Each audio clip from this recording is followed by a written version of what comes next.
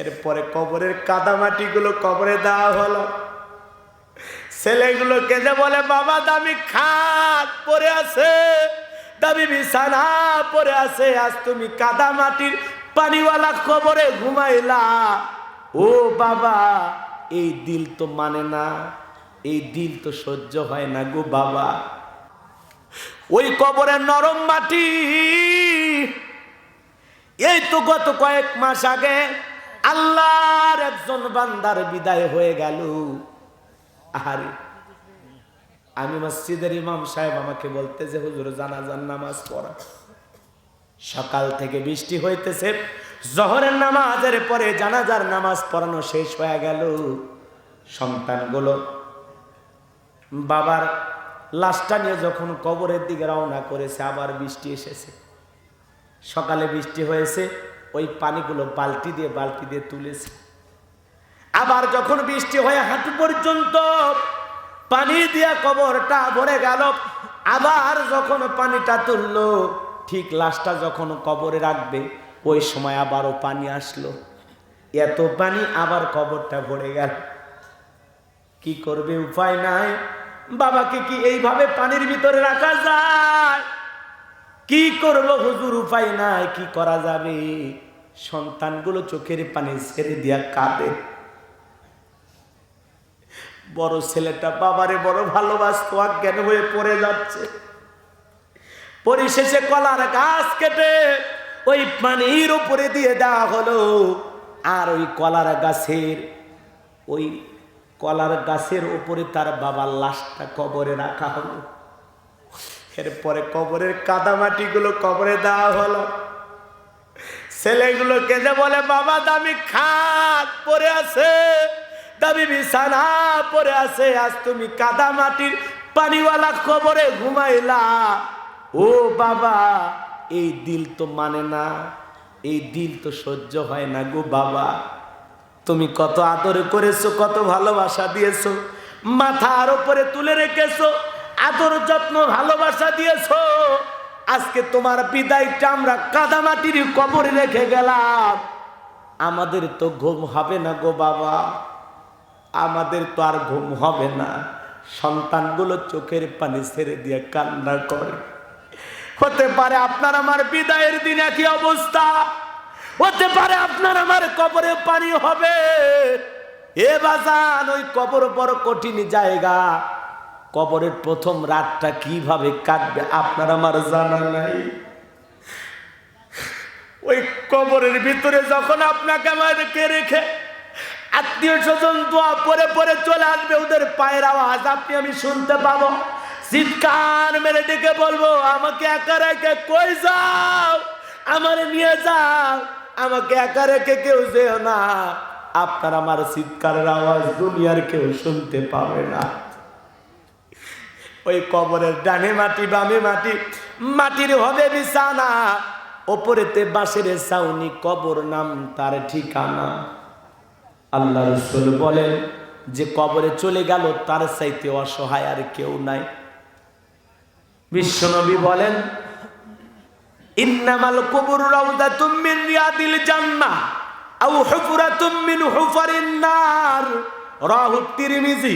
বিশ্বনবী এটা বলেন, যে ব্যক্তির আমল ভালো, মৃত্যুর সঙ্গে সঙ্গে আল্লাহ রাব্বুল আলামিন তার কবরটাকে জান্নাতের বাগান বানায় দিবেন। বলুন সুবহানাল্লাহ। আমার নবীজি বলেন, আও হুফরাতুম মিন হুফারিন নার, যে ব্যক্তির আমল খারাপ তার কবরটা হবে জাহান্নামের আগুনের গর্ত। এ বাজান, কেউ যদি গুনাহ নিয়ে একবার কবরে চলে যায়, আর কবরে যাওয়ার পরে যদি প্রমাণিত হয় লোকটা গুনাহগার, কবরের ডানের মাটি বামে চলে যাবে, বামের মাটি ডানে চলে যাবে, এমন জোরে চাপ দেবে আপনার আমার দেহের হাড়গুলো চূর্ণ বিচূর্ণ হয়ে যাবে। যেই কবরে বিষাক্ত সাপ একবার সবল বাড়লে পা থেকে মাথা পর্যন্ত বিষের যন্ত্রণায় শরীরটা জ্বলে যাবে। ওই কবর বড় কঠিন জায়গা। কারো জন্য জান্নাতের বাগান, কারো জন্য জাহান্নামের আগুনের গর্ত। নবীজি এক জায়গায় বসা, একটা আওয়াজ কানের মধ্যে শুনতে পারলেন। মুহূর্তের মধ্যে জিবরাইল এসে বলে, নবী এই মুহূর্তে একটা আওয়াজ হইল, আপনি কি শুনতে পাইছেন? দেখে বলে, হ্যাঁ জিবরাইল, আমি একটা আওয়াজ শুনতে পেয়েছি। জিবরাইল দেখে বলে, নবী গো, আজ থেকে 70 বছর আগে জাহান্নামের গর্তের মুখে আল্লাহ পাক একটা পাথর ছেড়ে দিয়েছে। 70 বছর পর এই মাত্র জাহান্নামের তলদেশে গিয়ে পাথরটা পৌঁছাইল। আল্লাহ না করুক, আল্লাহ না করুক, ওরা শাহির মুসলমানেরা, আপনার আমার গুনাহের কারণে, আপনার আমার অপরাধের কারণে আসমানের মালিক যদি একবার বেজার হইয়া আপনাকে আমাকে একবার যদি ওই জাহান্নামের গর্তে ফেলে দেয়, আপনার আমার বাঁচার কিন্তু কোনো উপায় নাই। ওই জাহান্নাম বড় কঠিন জায়গা। ইন্নামা জাহান্নামা কানাত মিরসাদা লিত্তাগিনা মাআবা লাবিসিনা ফিহা আহকাবা লা ইয়াযুকুনা ফিহা বারদা ওয়ালা শারাবা ইল্লা হামিমা ওয়া গাসসাকা। আল্লাহ ডেকে বলেন, নিশ্চয়ই জাহান্নাম মধ্যে রয়েছে আল্লাহর অবাধ্য নাফরমান বান্দাদের ধরার জন্য। ওই জাহান্নাম হলো অপরাধীদের আবাসস্থল, থাকার জায়গা। এখানে তারা যুগের পর যুগ থাকবে। ওই জাহান্নামের আগুনে জ্বলতে জ্বলতে ওই জাহান্নামের অপরাধীরা আল্লাহকে ডেকে বলবে, আল্লাহ দাও না একটু খাবার দাও, আমরা বড় ক্ষুধার্ত। আল্লাহর কাছে কেঁদে কেঁদে বলবে, আর সহ্য করতে পারি না মালিক, একটু খাবার দাও। জাহান্নামীদের ক্ষুধা মিটানোর জন্য আল্লাহ জাহান্নামের তলদেশে একটা ফলের চাষ হবে। ওই ফলের নাম হলো জাক্কুম, কাঁটাযুক্ত ফল। ওই ফলটা যখন জাহান্নামী অপরাধী যারা, ওদেরকে খাওয়ার জন্য দেওয়া হবে, পরিবেশন করা হবে। এই না ক্ষুধা লাগছে তোমার, নাও ফলটা খাও। ওই ফলটা যখন দেবে, জাহান্নামী যখন ওই ফলটা হাতে পাইয়া গলার ভিতরে দিয়ে দেবে, ক্ষুধা মিটানোর জন্য ওই কাঁটাযুক্ত জাক্কুম ফলটা গলার মাঝামাঝি আটকে যাবে। এই গলার মাঝামাঝি আটকে যাবে, ভিতরেও যাবে না, বাহিরেও আসবে না। জাহান্নামীরা ছটফট করবে, যত গলা নাড়াচাড়া করবে তত কাঁটাগুলো ফুটবে, আর যন্ত্রণার পর যন্ত্রণা হবে। আল্লাহকে ডেকে বলবে, আল্লাহ ক্ষুধা নিবারণের জন্য ফল চাইলাম, এ কেমন ফল খাইতে দিলা গো মালিক, এ কেমন ফল খাইতে দিলা। কোন মুমিন বিপদে আছে জেলখানায়, বলতেছে, ভাই আমি বড় তৃষ্ণার্ত, আমার একটু পানি দাও। ওই সময় যদি বলেন পেশাব করে যদি কেউ দেয়, আমি কি খাইতে পারবো? কেউ যদি মদের বোতল দেয়, খাইতে পারবো? কথা বলেন না কেন? রাগ করতেছেন আপনারা? খারাপ লাগতেছে? এ বাজার কোন মুমিন যেমন এগুলো সহ্য করতে পারবে না, তাদের জন্য এটা কষ্টকর বিষয়। অপরাধীরা জাহান্নামে যাওয়ার পরে যখন কাঁটাযুক্ত ফল, এমনি তো জাহান্নামের আগুন, জাহান্নামের শিকল দেহের ভিতরে, এত কষ্ট, পুরো চামড়া জাহান্নামের আগুনে জ্বলার জন্য আল্লাহ তৈরি করে দিয়েছে আলাদাভাবে।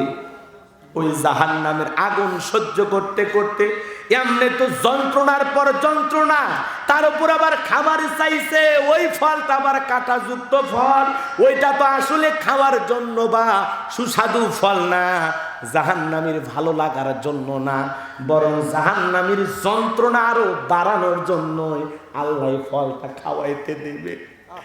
ওই ফলটা যখন জাহান্নামীর গলার মাঝামাঝি আটকে যাবে, বলবে, আল্লাহ এ কেমন ফল খাওয়াইতে দিলা গো মালিক, ভিতরেও যায় না, বাহিরেও আসে না, আর সহ্য করতে পারি না।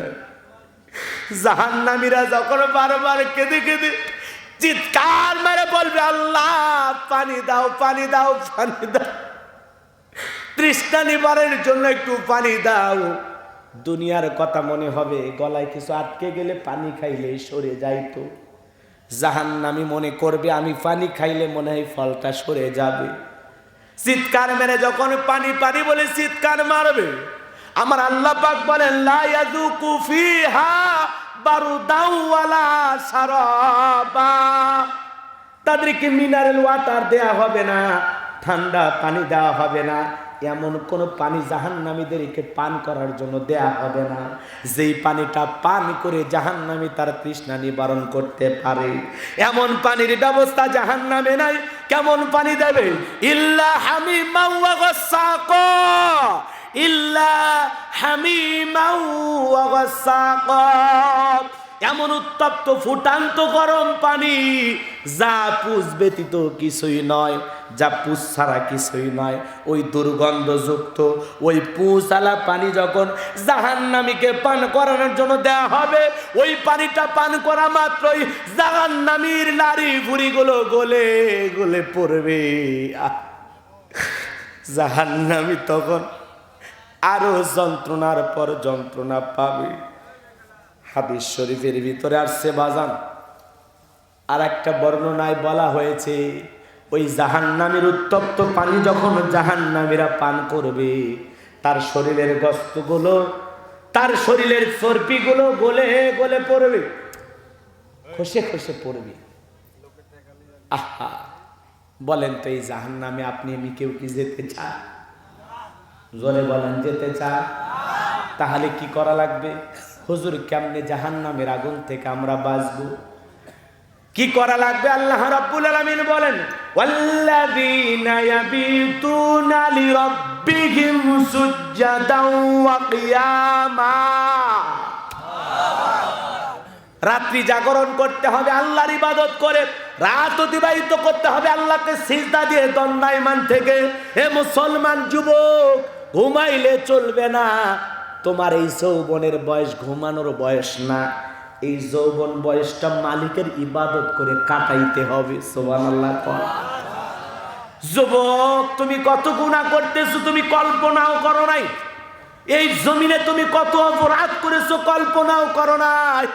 চোখের গুনাহ করেছি, হাতের গুনাহ করেছি, অন্তরের গুনাহ করেছি, এত গুনাহ করেছি, অপরাধ করেছি।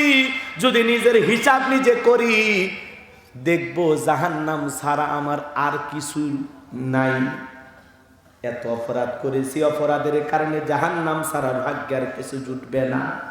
কিন্তু এখনো সময় আছে যুবক, তওবা করে ইস্তিগফারের মাধ্যমে মালিকের কাছে যদি ফিরে আসতে পারি, তওবা করে যদি আল্লাহকে বলতে পারি, আল্লাহ আর গুনাহ করব না, আর অপরাধ করব না, আর নামাজ ছাড়ব না, আর কোনোদিন বেয়াদবি করব না, মানুষের সাথে খারাপ আচরণ করব না, স্ত্রীকে কষ্ট দেব না, সন্তানদের কষ্ট দেব না, মাতা পিতাকে কষ্ট দেব না, প্রতিবেশীকে কষ্ট দেব না, কোনো মুসলমান ভাইকে কষ্ট দেব না, কারো প্রতি জুলুম করব না, জমির আল ঠেলবো না, খাদ্যে ভেজাল দেব না, দুধে পানি মিশাবো না, সুদ খাবো না, ঘুষ খাবো না, আর বেনামাজি থাকবো না।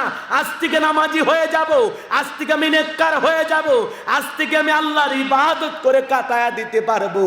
এমন নিয়ত কার কার আছে? হাত তুলে কি একবার দেখাতে পারবেন?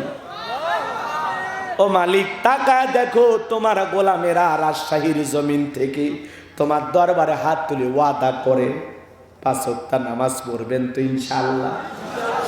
আল্লাহ রাব্বুল আলামিন যেভাবে আমাদের চলতে বলেছেন সেইভাবে চলবেন তো ইনশাআল্লাহ? হাত নামান ও রাজশাহীর মুসলমানেরা। আল্লাহ বলেন রাত্রি জাগরণ করতে হবে আল্লাহকে সিজদা দিয়া, আল্লাহর ইবাদত করে কাটায় দিতে হবে। শুধু নামাজ পড়ে ইবাদত করে গভীর রাত্রে কাটায় দেব না। ওই গভীর রাত্রের ইবাদত যারা করতে পারবে ওরা আল্লাহর খাঁটি প্রেমিক। কথা বলেন ঠিক কিনা? গভীর রাত্রের ইবাদত করলে কার প্রিয় হওয়া যায়? কথা বলেন না কেন? নবী যদি রাত্রি জাগরণ করে ইবাদত করতে পারেন, নবীরা জন্মের আগেও মাসুম, জন্মের পরে মাসুম, সমস্ত পৃথিবীর নবীরা হলো মাসুম। বলেন আল্লাহু আকবার। পৃথিবীর সকল পয়গাম্বাররা জান্নাতি। বলেন সুবহানাল্লাহ। তারা যদি রাত্রি জাগরণ করে কাটতে পারেন, সাহাবা ইকরাম জান্নাতের সার্টিফিকেট পেয়েছেন, এর পরেও কেঁদেছেন। কথা বলেন না? তাহলে আপনার আমার কাঁদার দরকার আছে না নাই? তাহলে গভীর রাত্রিতে আল্লাহকে সিজদা দিয়া দণ্ডায়মান থাকা, রাতের 12টার পরে, 1টা হোক, 2টা হোক, 3টার দিকে হোক, উইটা তাহাজ্জুদের সালাত, রাতের এই নফল নামাজ আদায় করে মালিকের কাছে সিজদা দিয়া দাঁড়িয়ে দাঁড়িয়ে থেকে রাত কাটায় দেব। আর সিজদায় গিয়ে আল্লাহকে বলবো, রব্বানা সুরিফা আন্না আযাবা জাহান্নাম ইন্না আযাবাহা কানা গরামা। হে আমাদের রব, হে আমাদের আল্লাহ, ওই জাহান্নামের আগুন থেকে আমাদেরকে মুক্তি দাও, ওই জাহান্নামের আগুন থেকে আমাদেরকে দূরে রাখো। যেই জাহান্নামের আগুন বিনাশ ছাড়া কিছুই নয়, ধ্বংস ছাড়া আর কিছুই নয়। ওই জাহান্নামের আগুন থেকে আমাদের মুক্তি দাও। তাহলে জাহান্নামের আগুন থেকে মুক্তি চাইতে হবে কার কাছে? আরো জোরে বলেন, কার কাছে?